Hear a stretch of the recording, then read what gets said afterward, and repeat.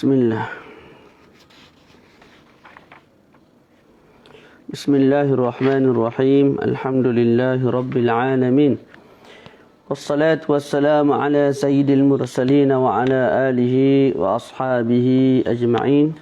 Nawayna ta'alluma wa ta'lima wa tadhakkura wa tadhkir wal naf'a wal intifa' wal ifadata wal istifadata wal hasanata tamassuki bi kitabillah wa sunnati rasulih sallallahu alaihi wa alihi wasallam والدلالة على الهدى ابتغاء مرضاته وثوابه وقربه سبحانه وتعالى.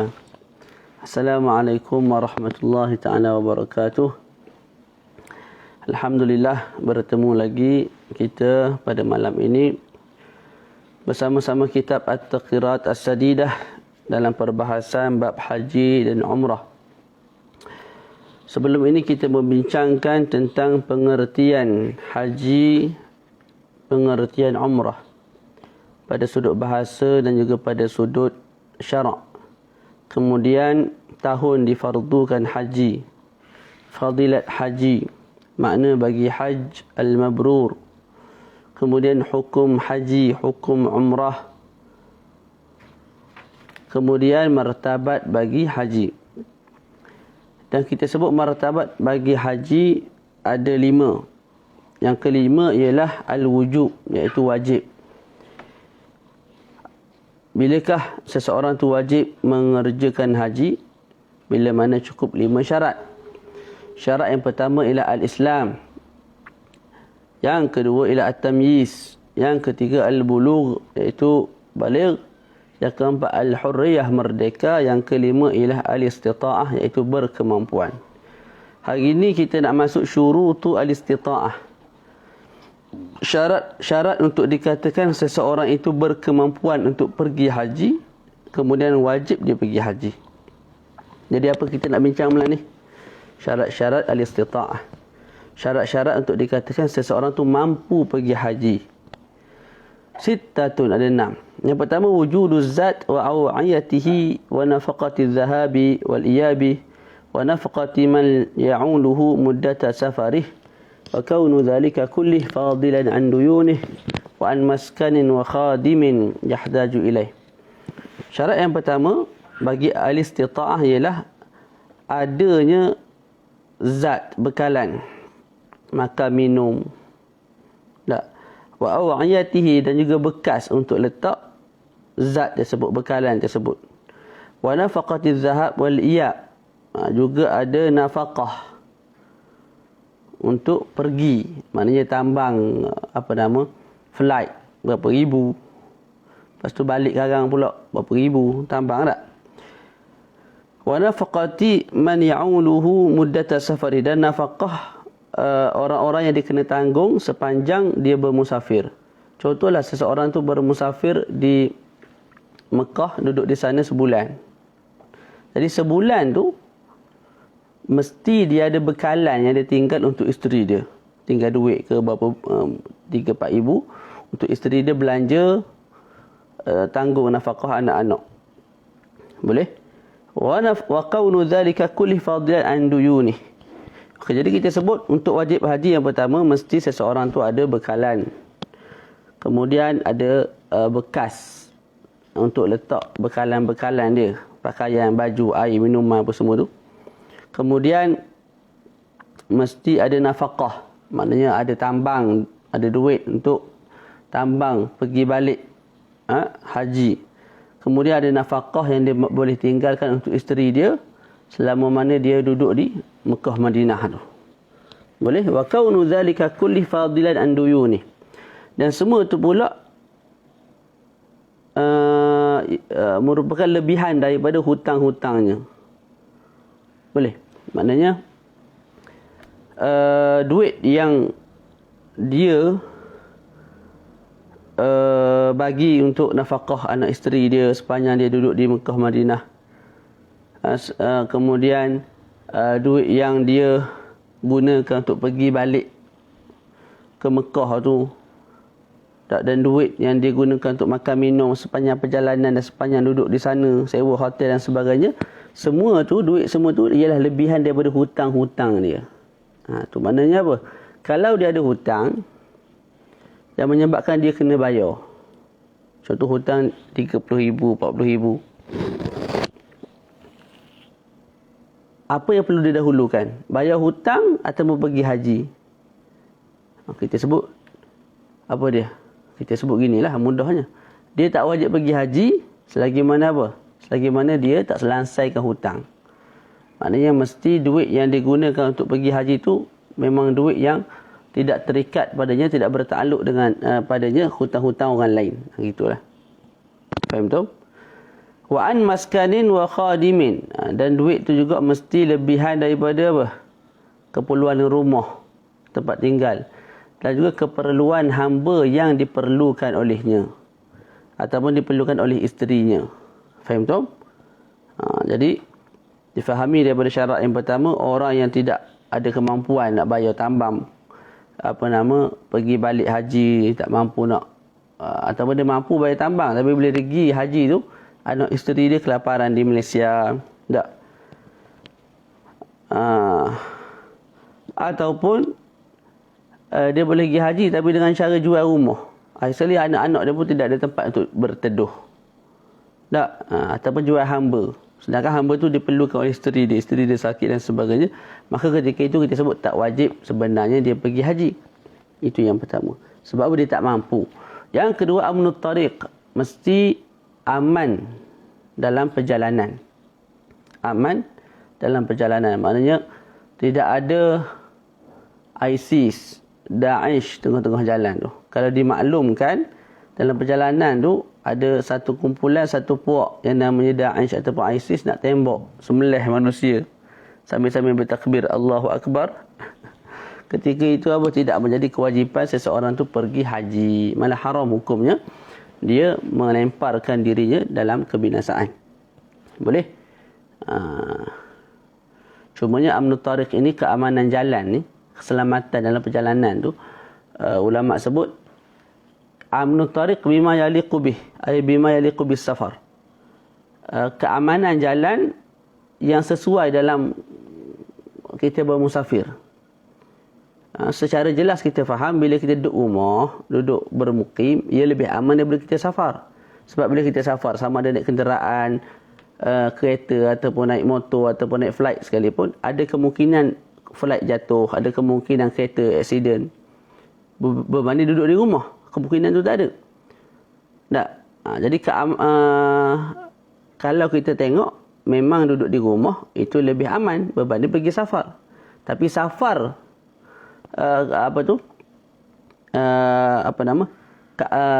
ketakutan yang begitu tidak dijadikan alasan untuk seseorang tu tidak pergi haji. Sebab ketakutan begitu satu perkara yang berkait rapat dengan safar. Bila kita safar, nak tak nak mesti ada kemungkinan kesusahan-kesusahan yang kita terpaksa hadap bila mana kita musafir. Tak, dia tak semesti mana kita duduk di rumah. Jadi amnut tariq bima yaliqu bis safar. Gitulah. Yang ketiga, wujudul ma' waz-zat fil mawadhi' al-mu'tadah fi at-tariq bi thamani mislih. Yang ketiga, mesti ada air dan bekalan, makanan, minuman,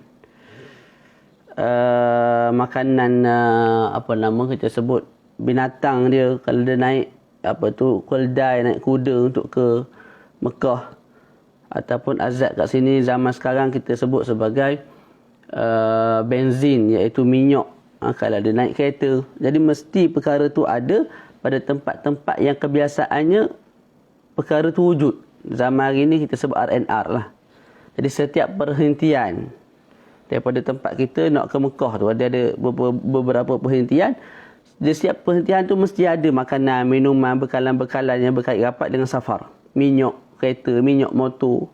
Faham tu? Dan mesti pula barang-barang tu dijual dengan harga yang standard. Harga dengan yang standard pada hari tu dan pada tempat tu. Tidak dijual lebih daripada tu. Contoh harga standard di situ RM3. Maka tak boleh dijual RM4, RM5. Kalau tak wajib juga seseorang tu pergi haji. Walaupun harga tu lebih mahal dalam kadar RM2-3 sahaja. Ataupun 2-3 posen sekalipun. Faham tu? Jadi syarat ketiga mesti ada air dan bekalan pada tempat-tempat yang biasa orang singgah untuk sampai ke Mekah. Kalau tidak, maka tak wajib pergi haji lah. Contoh, daripada tempat kita nak ke Mekah tu ada 10 tempat singgah. 10 tu semua tidak ada air. 10 tu semua tidak ada benzin. Jadi susah kalau kita nak bekalkan bawa air siap-siap dalam kereta kita, ataupun nak letak minyak siap-siap minyak kereta atas kita punya kereta dan sebagainya, susah. Maka tidak wajib. Yang keempat, yang sebutan alal markub bila dararin syadid. Untuk dikatakan seseorang tu mampu pergi haji, mesti dia boleh tetap di atas tunggangan dia tanpa menyebabkan mudarat yang bersangatan. Kalau orang tua duduk atas kuda sebagai contoh, kuda kan berdeguk gitu kan. Jadi orang tua tu melompat-lompat sekali. Lompat punggung bang jatuh atas tulang punggung, tulang belakang si unta tu. Lepas tu melompat lagi. Akhir sekali menyebabkan patah tulang punggung. Jadi kalau tidak mampu sabit tetap di atas tunggangan tanpa mudarat yang bersangatan, maka tak wajib. Cuma hari ni alhamdulillah lah kita naik flight ni,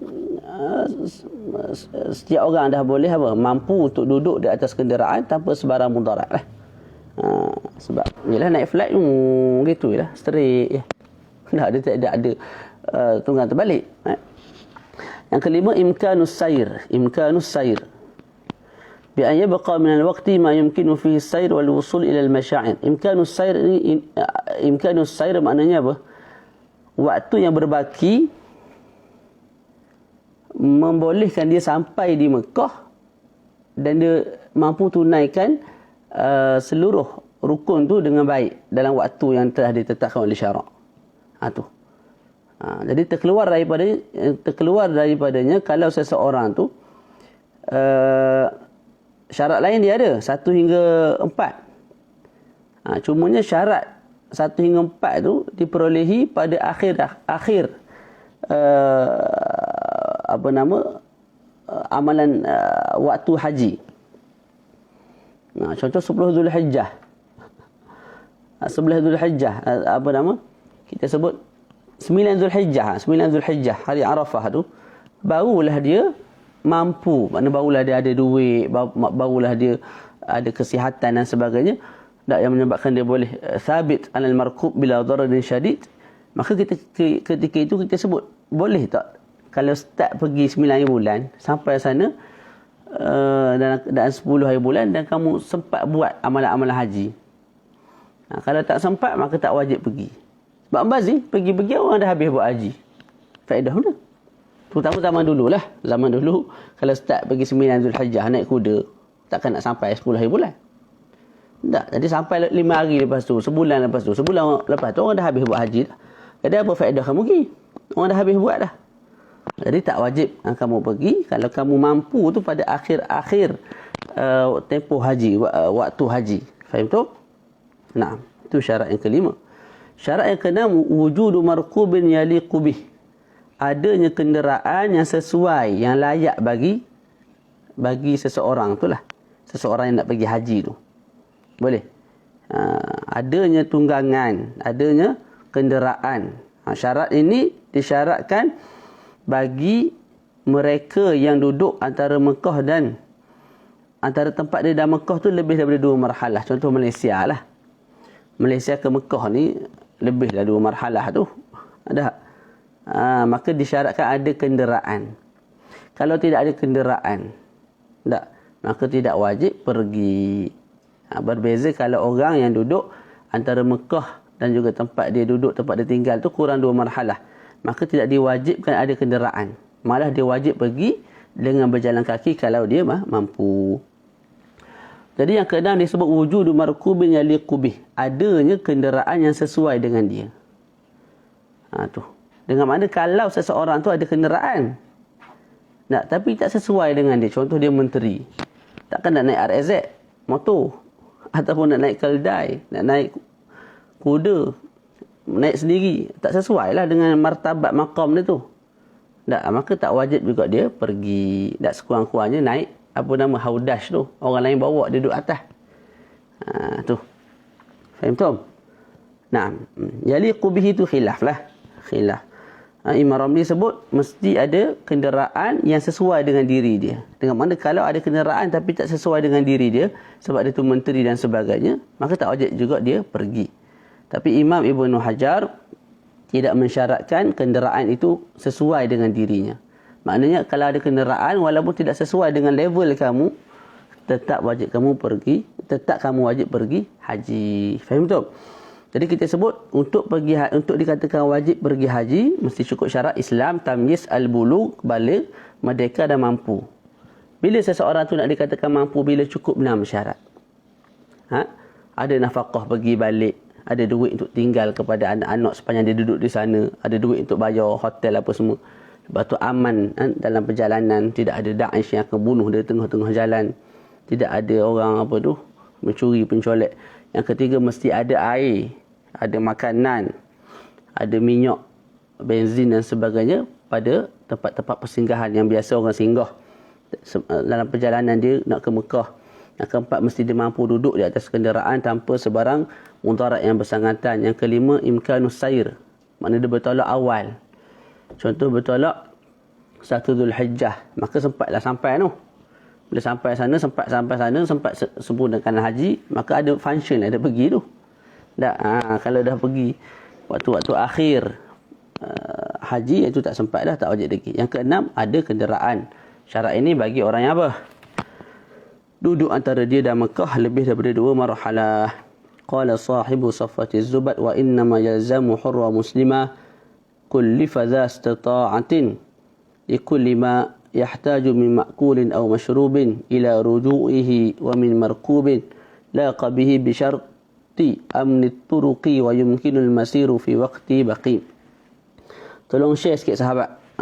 Tolong share sikit supaya lebih ramai yang menonton. Wa yuzadu syaratun fi haqqil mar'ah, ditambah satu syarat bagi hak wanita. Wa huwa wujudus syarik, iaitu ada teman. Siapa teman dia? Min zaujin, sama ada suami. Au mahram dia, abang dia, ataupun adik laki dia, ataupun ayah dia, atuk dia. Au niswatin thiqat, ataupun perempuan yang thiqah. Perempuan yang thiqah. Faham tak? Jadi kalau perempuan tu nak pergi haji tapi tidak ada teman, maka kita sebut tak wajib dia pergi haji. Tak wajib. Tapi adakah haram? Tak haram. Kena faham boleh. Dia tak wajib tapi tak haram. Maknanya kalau dia nak pergi seorang-seorang, boleh. Boleh. Tapi dengan syarat amnut tariq, dengan syarat perjalanan tu selamat. Dan hari ini insya-Allah dah selamat. Faham tak? Jadi syarat ini ditambah untuk dikatakan wajib. Kalau tak ada syarat ni pun, tidak ada mahram sekalipun, boleh pergi, harus. Faham tak? Cumanya sekarang ni alhamdulillah lah. Bila seorang perempuan pergi, contoh di bawah tabung haji, bukan seorang dia perempuan, ramai lagi perempuan. Jadi teman-teman dia yang lain, yang juga wanita tu, thiqat, dia percayai, maka dia boleh pergi, malah wajib dia pergi ketika itu. Faham tak? Nah. Kemudian disebut oleh Syekh wa anwa'ul istita'ah ithnan, dan jenis-jenis istita'ah ithnan. Saya baca kitab At-Taqrirat As-Sadidah. Ya. Boleh? Boleh dibeli di Shopee. Cetakan Dar Umar Mukhtar. Beliau ataupun maktabah ni dapat keizinan daripada Al-Habib untuk cetak kitab ni. Dengan harga yang lebih murah lah. Tapi kualitinya taklah sekualiti kalau beli daripada cetakan asal Darul Miras An-Nabawi. Tapi bolehlah daripada tak ada. Wa anwa'u al-istita'ah, kita nak masuk muka surat 473 lagi bawah tu. Wa anwa'u al-istita'ah, bahagian-bahagian istita'ah. Ada 2 isnan. Yang pertama, istita'atun bin nafs, mampu dengan dirinya sendiri. Wahya al-istita'atu bin nafsih. Istita'atu bin nafs maknanya dia tu mampu untuk buat haji dengan sendiri. Mana dia boleh buat. Boleh tawaf sendiri, boleh sa'i sendiri, boleh wukuf sendiri. Atau bima yusa'iduhu fi mubasharati a'malil hajj. Ataupun dengan dibantu. Maksudnya apa? Dia nak tawaf, orang tolong tolak. Pusing. Tapi dia yang tawaf tu, orang cuma tolong tolak je. Dia nak sa'i, orang tolong tolak pula. Naik kereta, kerusi roda tu. Tak. Jadi, Safa Marwah sampai habis. Tak. Jadi, siapa yang buat amalan tu dia, cuma dibantu. Itu juga kita sebut istita'atu bin nafs. Sebab dia yang buat. Dia yang buat dengan tubuh badan dia, cuma dibantu oleh orang lain. Bukan orang lain yang tolong tawaf, tak. Dia yang tawaf, cuma ditolak oleh orang lain. Gitu. Fayastajiru rajulan yaquduhu ila al-masyairi in kana a'ma wa lam yajid man yuti'uhu kabnihi aw amdihi. Maka dia menyewa seseorang untuk bawa dia ke masyair. Masyair ni mana? Tempat tawaf, tempat sa'i. Kalau dia buta dan tidak ada orang yang secara rela seperti anak dia ataupun hamba dia nak bantu dia. Jadi dia upah orang. Wajib dia upah. Contoh dia minta tolong anak dia ataupun dia minta tolong seseorang lah. Ali ke Zaid ke. Tolong apa? Tolak kerusi roda untuk dia tawaf, untuk dia sa'i. Tak. Untuk dia wukuf. Tapi orang tak nak tolong kecuali dengan bayaran. Maka dia wajib bayar. Faham tak? Itu kita panggil istita'atu bin nafs. Jadi istita'atu bin nafs sama ada dia buat sendiri tanpa bantu orang ataupun dia buat amalan tu dengan bantuan orang. Dia bayar duit. Nah Ali, ambil RM200 tolong bawa aku pergi tawaf, pergi sa'i. Tu, selesai.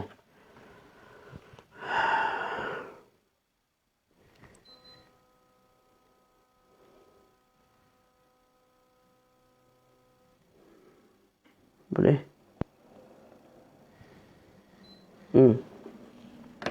Kemudian yang kedua, istita'atun bil ghair. Berkemampuan untuk buat haji tapi dengan bantuan orang lain. Wa huwa an la yastati'a an yahujja bi nafsihi. Dia sendiri tak mampu nak buat dah. Tawaf, sa'i. Sebab apa? Contoh dia lumpuh. Walakinnahu yastati'u an yasta'jira ghairah. Tapi dia mampu untuk sewa orang lain buat haji bagi pihak dia. Ni kita panggil haji badal. Bukan haji bedal, haji badal. Fayajibu alaihi al-istinabatu bimalih in qadara alaihi aw ya'dhanu liman yuti'u. Jadi wajib bagi dia ketika itu ganti. Ganti. Mana duit banyak tapi lumpuh. 10 tahun, 15 tahun tak sembuh-sembuh. Maka apa? Dia wajib suruh orang lain ganti. Bayarlah 10,000 ke berapa ribu. Tengoklah balik. Tak? Katanya kalau murah sangat tu menipu. Jadi cek molek lah supaya tak ditipu. Tak? Begitu juga kalau orang yang mampu buat haji tapi mati dulu sebelum dia buat. Maka wajib ambil daripada harta pusaka dia sebahagian duit untuk buat apa? Haji badal bagi pihak dia. Boleh? Ataupun au ya'zanu liman yuti'u, ataupun dia wajib izinkan orang yang nak tolong dia. Contoh apa? Dia duduk seorang-seorang di rumah. Mari anak dia kata, ayah ni mampu pergi haji ni. Tak? Duit ada, semua ada. Cuma ni ayah ni tak boleh bergerak je. Koma. Jadi izinkan saya untuk buat haji badal bagi pihak ayah. Maka boleh, tidak ada masalah. Tapi dengan syarat jugalah. Dengan syarat yang nak buat haji badal tu dah buat haji untuk diri dia sendiri. Tu. Barulah dia boleh ganti bagi pihak orang lain. Boleh. Itu secara ringkas dalam kitab ni. Kalau nak pergi haji sungguh, yelah, dengar yang saya syarah ni satu hal dah. Satu hal laginya, carilah kitab yang lebih memperincikan perkara ni. Sebab ini orang panggil teori, praktikalnya saya pun tak pernah pergi pun. Kalau praktikalnya mungkin lain lah. Sudut praktikal kat sana macam mana. Kita syarah sedap, pompang-pompang. Kita pergi sini, kita pergi sana, kita pun senyap. Sebab kita tak tahu kat mana tempat, kat mana tu, kat mana ni. Tak. Jadi teori lain,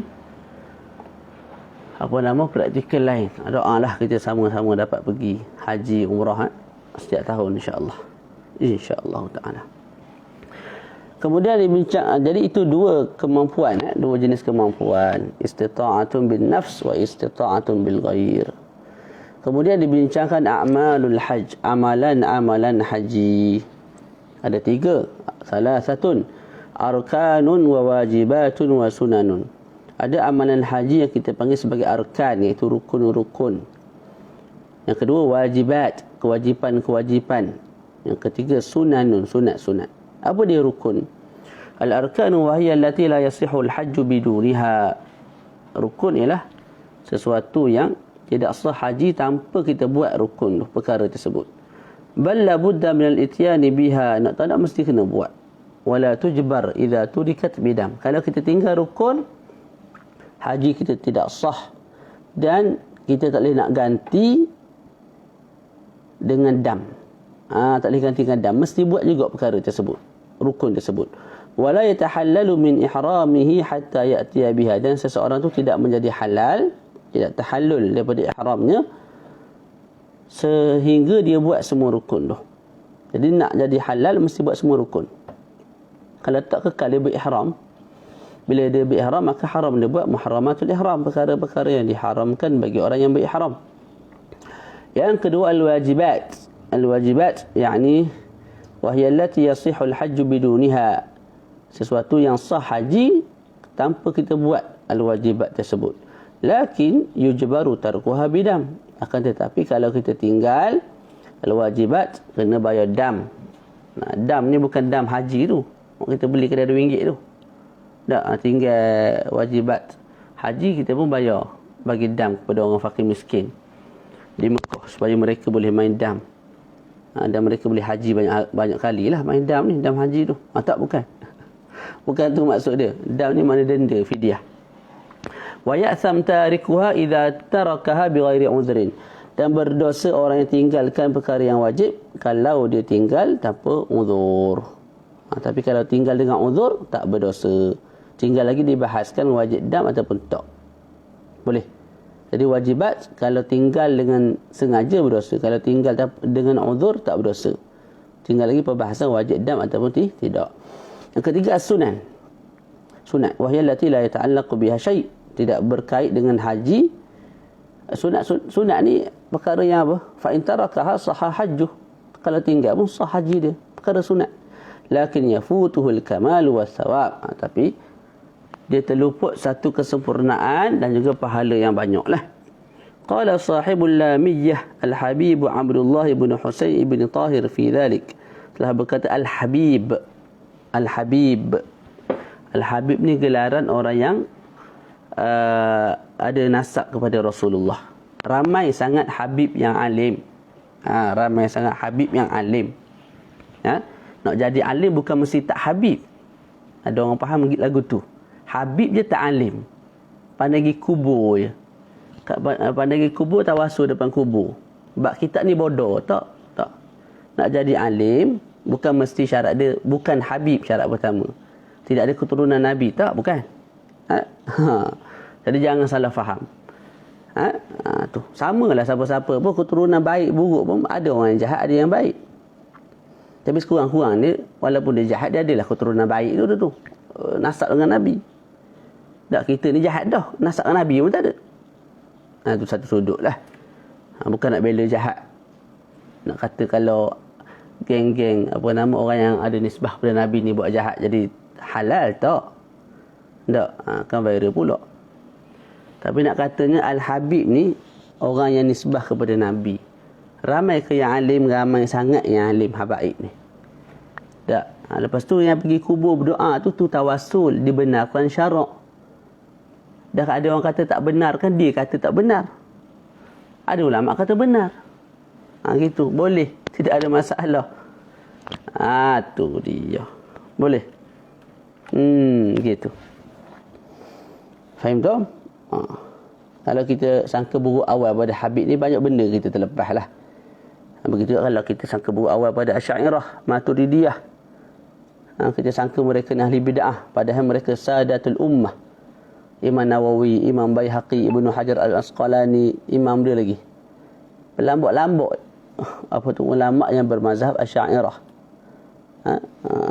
Kita pun sebut Asy'ariyah sesat ahli bid'ah. Lepas tu kita nak ambil ilmu daripada siapa? Banyak rugilah. Okey.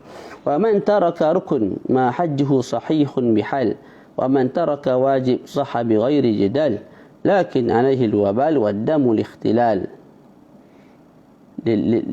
lilikhtilal. Jadi disebut siapa yang tinggalkan rukun maka hajinya tidak sah. Siapa yang meninggalkan kewajipan maka sah hajinya tanpa sebarang perdebatan. Cumanya dia dapat kecelaan ataupun dapat denda. Kena bayar denda. Faham tu? Naam, hadza. Jadi bezakan al-arkan, wajibat, as-sunat. Dalam bab yang lain, dalam bab solat, rukun dengan wajib benda yang samalah. Rukuk kita sebut rukun solat. Juga wajibus solat, kewajipan solat. Sujud pun sama, rukun solat, wajibus solat. Tapi dalam bab haji dibezakan. Dalam sebahagian bab yang lain pun adalah, boleh rujuk balik. Jadi bab haji rukun, buat tak sah haji. Tapi kalau tinggal, kalau tak buat tak sah haji. Kalau buat semua barulah sah haji dan barulah jadi halal. Kalau wajibat tak buat sah lagi haji, cuma berdosa kalau tinggal dengan sengaja dan kena bayar dam dengan syarat-syarat tertentu. Fahimun? Naam. Tu. Arkanul hajj, kita berpindah kepada rukun-rukun haji. Kita berpindah kepada rukun haji. Arkanul haji 6. Yang pertama al-ihram, yang kedua al-wuquf bi Arafah, yang ketiga at-tawaf, yang keempat as-sa'yu, sa'i, yang kelima al-halqu, cukur ataupun taksir, memotong, mengurangkan rambut dengan cara potong, bakar dan sebagainya. Yang keenam at-tartibu baina mu'zamil arkan, tertib pada kebanyakan rukun. Dia bukan mesti tertib pada semua rukun ikut macam tadi, ihram, wukuf, tawaf, sa'i, cukur, tak. Tertib pada kebanyakan rukun yang akan dibincangkan nanti. Wa arkanul umrati hiya, adapun rukun umrah ialah arkanul haji, seperti mana rukun haji, illa wukuf bi Arafah, mereka wukuf di Arafah. Jadi beza rukun haji dengan umrah satu. Haji dia ada wukuf, umrah dia tidak ada wukuf di Arafah. Okey. Boleh? Jadi rukun umrah apa? Ihram, wukuf, ihram, tawaf, sa'i, cukur, lepas tu tertib. Tertib ikut macam sebutan tadi. Ihram dulu, lepas tu tawaf, lepas tu sa'i, lepas tu cukur. Maknanya tertib pada keseluruhan rukun. Kalau dalam bab umrah, tertib pada keseluruhan rukun. Kalau bab haji, tertib pada kebanyakan rukun. Faham tak?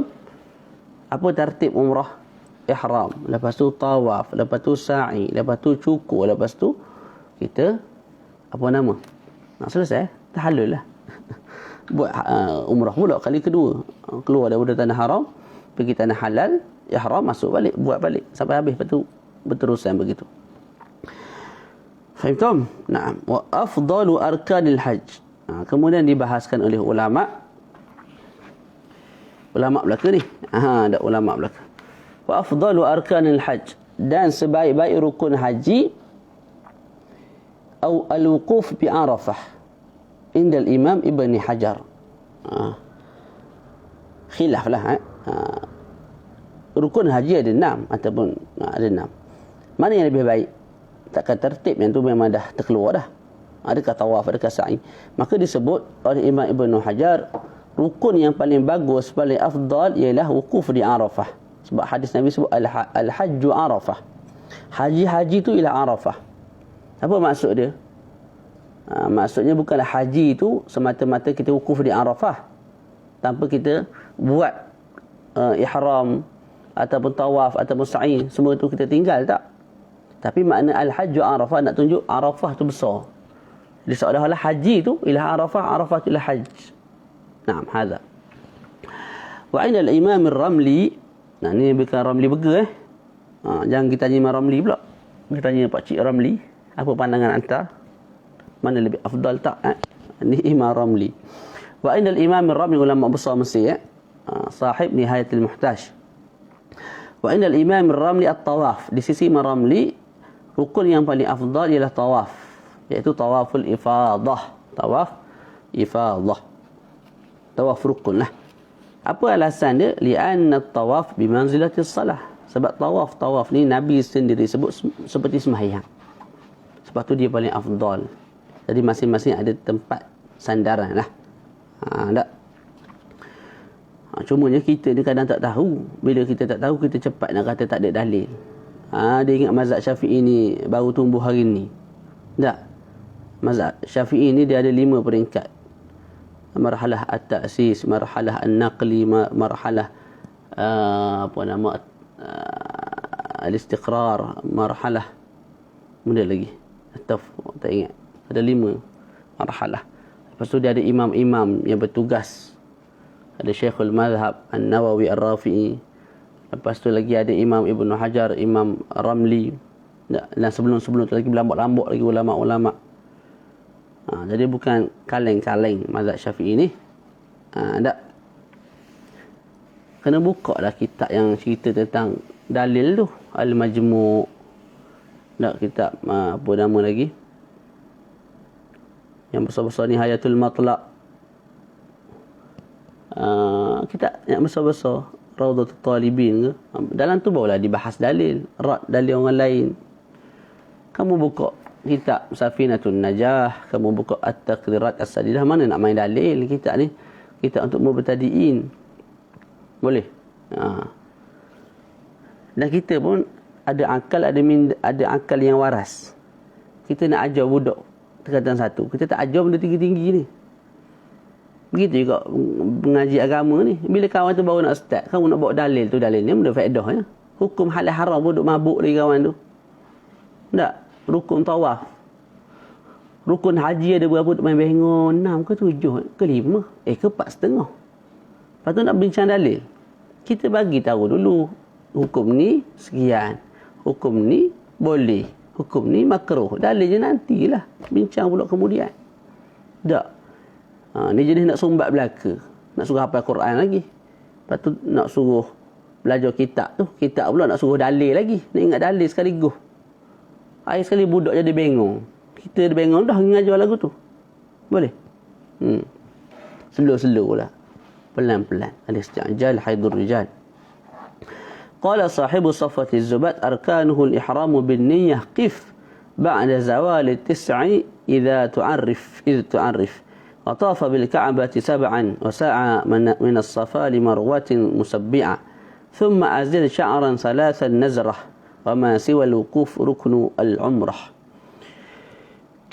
الأول rukun yang pertama al-ihram. Ngatuk mata dah kita ni pun baca perabihan ni. Al-ihram huwa niyatud dukhul. Apa ihram? Ihram ialah niyatud dukhul fi nusuk. Niat masuk untuk buat ibadat haji tu. Ibadat umrah. Itulah kita panggil ihram. Niat tu.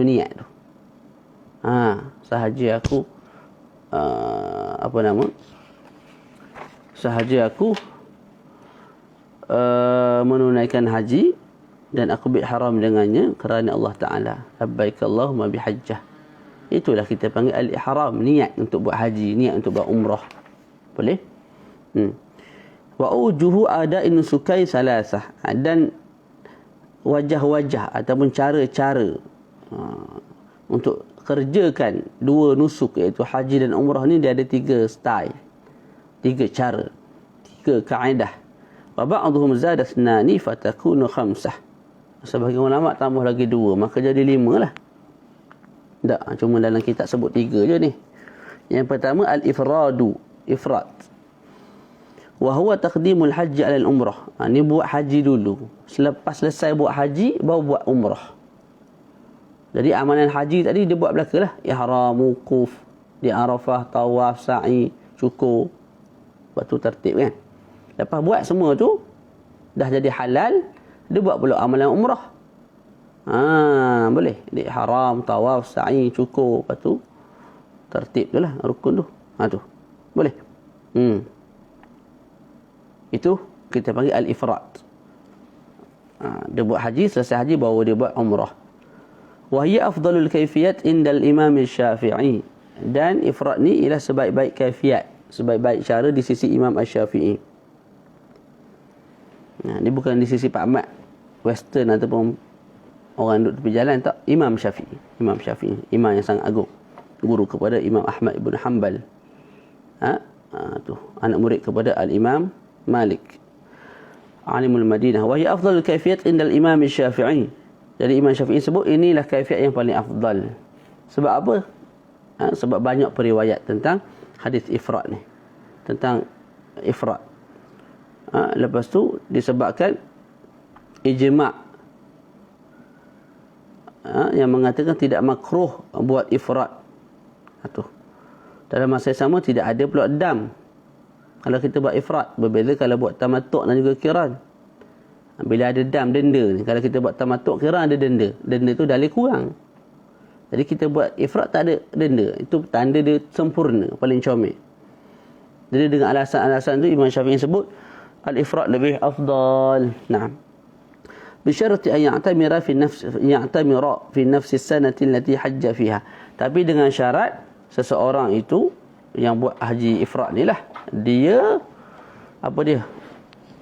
buat umrah pada tahun yang sama. Jadi untuk dikatakan ifrad lebih afdal, mesti dia buat umrah dalam tahun yang sama.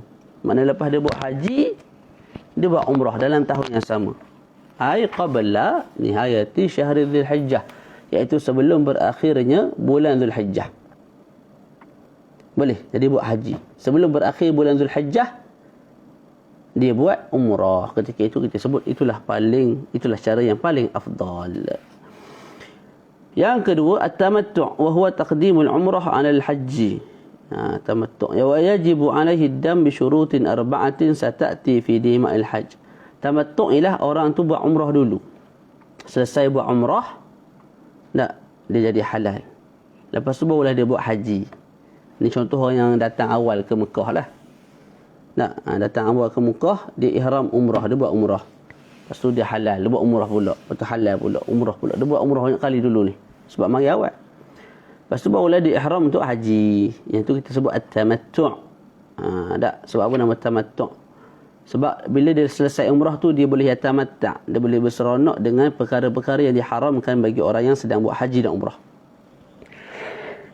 Lepas tu bila dia ihram balik dengan haji, haram balik. Dari tengah tu dia yatamatta'.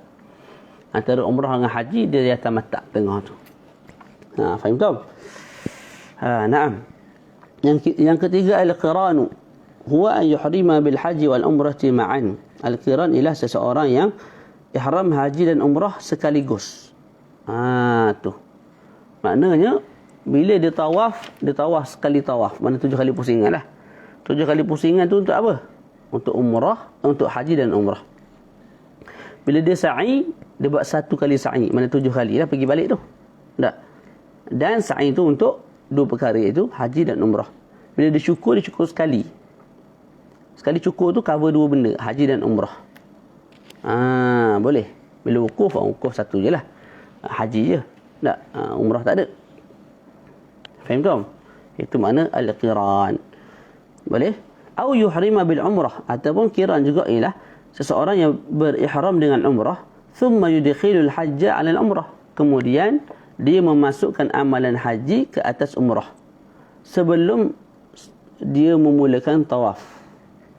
Jadi orang tu dia ihram dengan umrah. Contoh disebut nawaitu al-umrata wa ahramtu biha lillahi ta'ala. Labbaik Allahumma bi umrah. Dia buat umrah ni. Okey. Sebelum dia buat amalan umrah, sebelum dia tawaf, sebab lepas daripada ihram dia tawaf. Kalau umrah. Sebelum dia tawaf, dia memasukkan haji dalam niat dia tu. Niat untuk memasukkan haji dalam amalan dia. Maknanya dia tawaf itu dalam hati dia untuk haji dan umrah. Boleh? Ketika itu kita sebut qiran juga. Jadi asal niat umrah. Sebelum dia melakukan amalan umrah, dia niat dalam hati untuk gabungkan pula haji dan umrah. Iaitu untuk masukkan haji dalam umrah. Maka ketika itu kita sebut qiran juga. Yang tadi niat serentak dah. Nawaitu al-hajja wal umrata wa ahramtu bihima lillah. Itu niat serentak mula-mula tadi, itu qiran. Yang kedua ni pun qiran, wajib alaihi dam Wa yajibu alaihi damu bi syartain sayatiyani kadzalika fi dima'il hajj. Dan wajib ke atasnya dam dengan dua syarat yang akan dibincangkan dalam perbahasan dam-dam haji. Nah.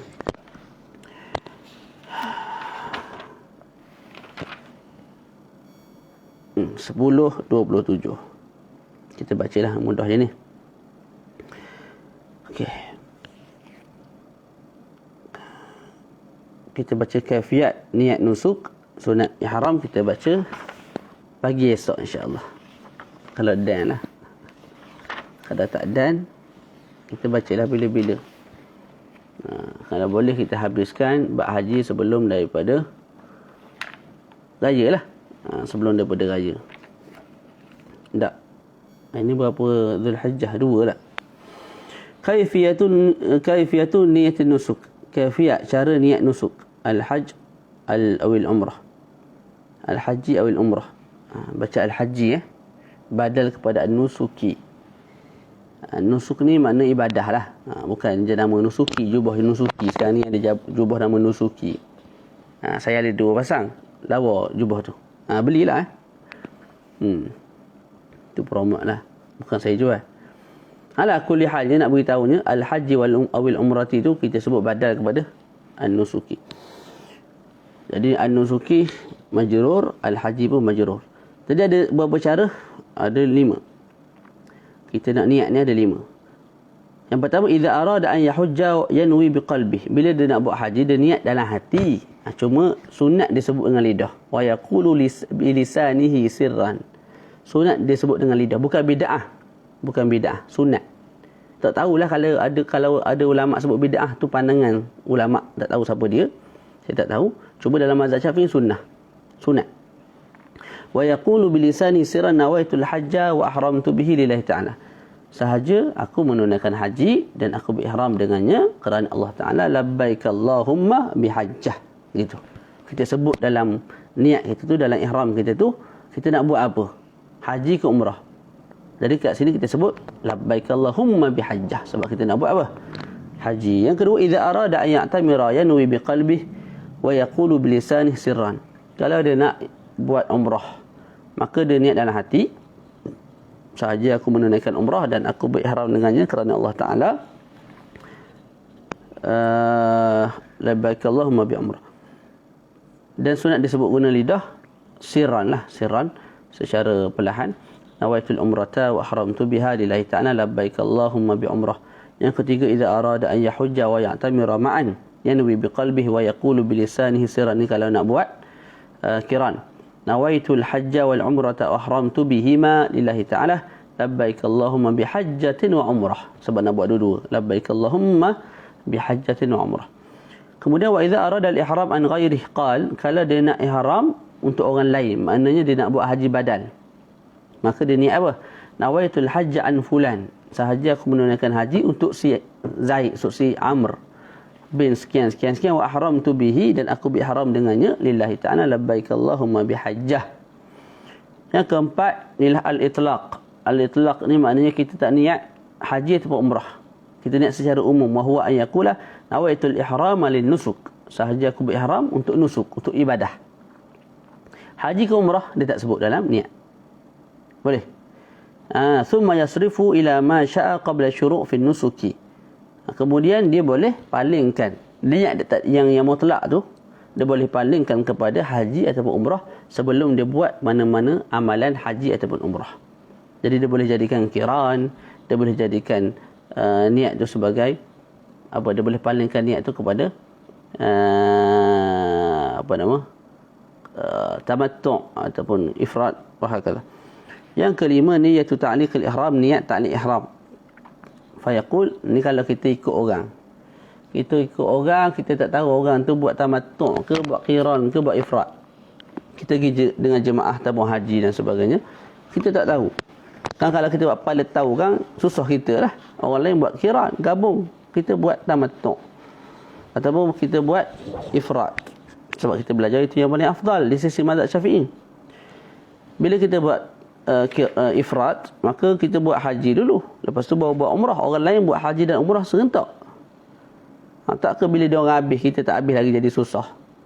Orang lain nak tunggu kita pula tak tahu tempat lagu mana cerita. Jadi kita boleh niat ihram dengan cara ta'liq.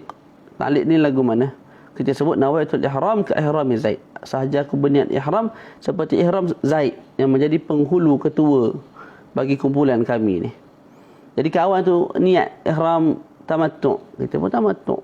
Dia qiran, kita pun qiran. Dia ifrad, kita pun ifrad. Faham tak? Nah.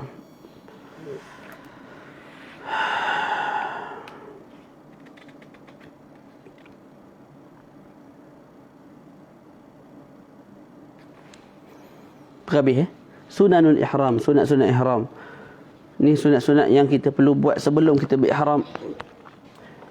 Sunat tu tadilah, kalau tak buat tak berdosa lah, tak bagi kesan kepada kesahihan haji. Cumanya rugilah, rugi. Yang pertama qassus syarib. Menggunting ni syarib, misai. Syarib ni kalau ngaji bahasa Arab kita sebut apa? Orang yang minum. Lepas tu kenapa dinamakan misai ni sebagai syarib? Satu zat yang meminum, yang melakukan perbuatan asyurub. Sebab dia minum sekali. Bila kita minum, dia minum sekali. Maksudnya apabila kita minum, lekat ke dia, seolah-olah dia minum sekali dengan kita. Gitu cerita dia. Arab gitulah. Bagi nama pada sesuatu dia ada kaitan. Bukan cacar merba sekali. Baca orang Melayu jugalah. Bagi nama pada satu-satu benda tu dia adalah rahsia, kaitan, hubungan tu. Tak? Faham tu? Contoh mak kilau. Sebab apa nama mak kilau? Sebab baca, tak ingat. Qassu syarib wa tamshitu sya'ril lihyah. Dan juga mengikat rambut ataupun bulu-bulu janggut. Itu sebelum daripada ihram. Yang kedua natful ibti, mencabut bulu ketiak. Ibti ni ketiak. Nak cabut ketiak ke mana? Ni ketiak nak cabut. Nak buang ke mana? Bulu ketiak. Ni kalau zahiri susah juga. 3 qalmul azafir. Apa nama? Memotong azafir, iaitu kuku sebelum ihram. Yang keempat halqu sya'ril anah. Cukur bulu kemaluan. Cukur bulu kemaluan. Okey, cumanya nombor 1 sampai 4. Potong ni. Lepas tu apa nama kita sebut? Tamsyid, sikat janggut, cabut bulu ketiak, potong kuku, potong bulu kemaluan ni. Tidak disunatkan bagi mereka yang nak berkorban.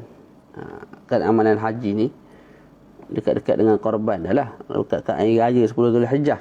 Jadi kalau orang tu nak berkorban di Mekah, dia tak disunatkan lah. Cukur bulu kemaluan, cukur kuku ni, cabut kuku apa semua ni, potong kuku dan segala bagai 1 hingga 4 tu malah makruh. Jadi siapa-siapa yang niat ataupun ada nak korban 10 hari bulan ni, hari raya ni, jangan cukur ni.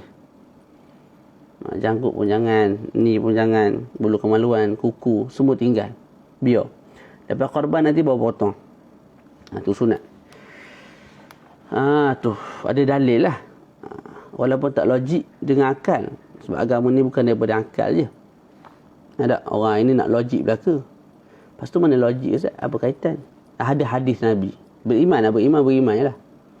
Tu. Sebab tu masuk agama kena dengan ilmu. Kalau tak main soal tak habis. Tak? Okey. Yang kelima, al-ghuslu lil ihram. Al-ghuslu lil ihram, mandi untuk berihram. Mandi sebelum kita ihram tu mandi dulu. Mandi sunat ihram. Jadi cuma perlu diingat mandi sunat ihram, mandinya sama macam mandi wajib dengan 2 niat tak? Niat pertama, niat mandi. Yang kedua dengan 2 rukun.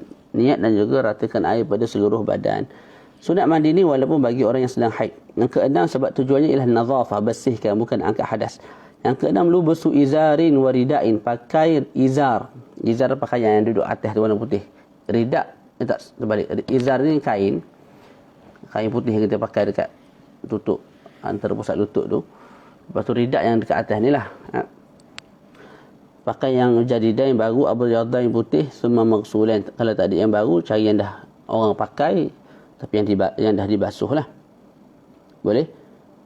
Perempuan pun sunat pakai putih. Makruh kalau pakai yang berwarna. Nombor 8, tatyibul badan, mewangikan tubuh badan. Jadi sebelum kita berihram, bukan selepas, sebelum kita ambil wangi, wangikan badan. Kita letak minyak wangi tu kat badan, bukan kat pakaian, letak pada badan. Tu. Melainkan kalau sedang berpuasa tak payahlah letak pada badan. Sebab orang berpuasa ni nak zahirkan rasa susah, yalah. Jadi tak sesuai kita letak pada orang yang berpuasa. Begitu orang bain. Lepas tu sebaik-baik wangian ialah kasturi yang dicampurkan dengan air mawar. Tu. Tatyibul badan dunar rida. Jadi wangikan badan tanpa mewangikan rida. Rida yang kita pakai kat atas kan. Itu jangan wangikan. Tidak disunatkan wangikan. Malah wujud khilaf yang sangat kuat pada keharaman mewangikan rida sebelum daripada ihram. Ustaz, kalau dia wangikan juga. Dia wangikan rida, dia letak minyak wangi pada rida. Tak. Maka kita sebut kalau selepas dia wangikan tu, dia pun berihram. Lepas berihram tu, dia cabut rida. Dia letak di atas kayu dan sebagainya untuk dia qada hajat dan sebagainya. Tak. Lepas tu dia pakai balik. Maka ketika itu kita sebut apa? Kalau kesan bau wangi tu masih ada pada rida, maka kita sebut haram bagi dia pakai rida tersebut sebab kamu dah berihram. Tak, haram tu kalau kamu tahu dan sengaja, kemudian wajib bayar fidyah. Boleh? Tu. Jadi rida tidak disunatkan kita wangikan. Yang ke-8, pakai an-na'lain, pakai selipar. Selipar yang buka depan dan belakang. Yang ke-9, raka'atul ihram. Solat 2 rakaat ihram sebelum ihram, bukan selepas, sebelum ihram. Wa yaqra' fihima suratai al-ikhlas, dan baca dalam 2 rakaat tu surah al-ikhlas. Maksud 2 surah al-ikhlas ialah rakaat pertama surah al-ikhlas, rakaat kedua surah rakaat pertama surah al-kafirun, rakaat kedua surah al-ikhlas. Dan afdalnya 2 rakaat ni dibuat di masjid. Yang ke-10, at-talaffudhu biniyah, lafazkan niat guna mulut. Dan lafazkan niat tu pula pada awal talbiyah. Dengan perlahan, sunat belaka tu. Wa yadhkur fiha ma nawah, dan sebutkan dalam talbiyah apa yang kita niatkan. Macam tadilah, nawaitul umrata wa ahramtu biha lillah labbaik Allah tu, kita bagi talbiyah, sebut dalam talbiyah tu kita buat apa? Labbaik Allahumma bi umrah kalau buat umrah, labbaik Allahumma bi hajjin kalau kita buat haji. Yang ke-11, kaunun niyah inda ibtida'is sair wa huwa mustaqbilul qiblah. Niat itu kita letak pada awal perjalanan, pergerakan daripada kita punya miqat, wa huwa mustaqbilul qiblah, sedangkan kita menghadap ke kiblat. Yang bagi lil muhrim min ta'khir an yashtarita, dan sewajarnya, semoleknya bagi orang yang berihram untuk mensyaratkan. Fa yaqul, dan disebut, Allahumma mahalli haitsu habastani, wahai Allah Taala, ya Allah, inilah tempat aku halal, haitsu habastani, bila mana kamu menghalang aku daripada pergi haji. Fa ba'da zalika la usira tahallala makanah biduni fidyah. Maka selepas tu kalau dia dihalang, maka dia boleh tahallul kat tempat tu tanpa bayar fidyah. Contoh dia daripada rumah dia niat ihram dah, maka sunat ataupun wajar bagi dia bila dia niat ihram tu dia sebut sekali syarat. Apa dia? Allahumma mahalli haitsu habastani, wahai Allah, di mana tempat engkau halang aku daripada pergi haji. Bukan Allah Ta'ala yang halang buat kebaikan. Tak, halang ni maksudnya apa? Semua benda kan Allah Ta'ala yang rancang, Allah Ta'ala yang kehendaki. Jadi contoh kita sampai di KLIA ada masalah tu, masalah ni tak lagi kita pergi haji, tak lagi haji. Maka kita boleh tahallul di situ. Di mana? Di KLIA. Itu maksud dia. Bila apa? Bila kita syaratkan dalam niat kita tadi, Allahumma mahalli haitsu habastani. Faham tu?